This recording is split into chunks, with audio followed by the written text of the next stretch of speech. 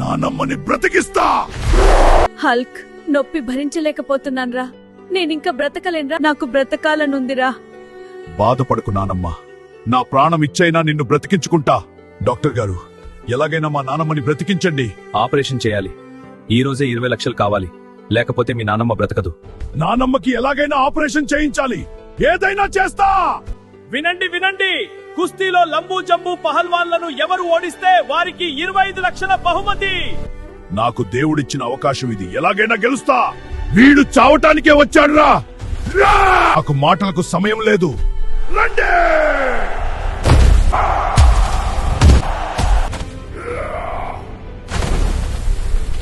స్నేహితులారా, మా నానమ్మని బ్రతికించండి. Like, subscribe చేసి మీ బలం ఇవ్వండి.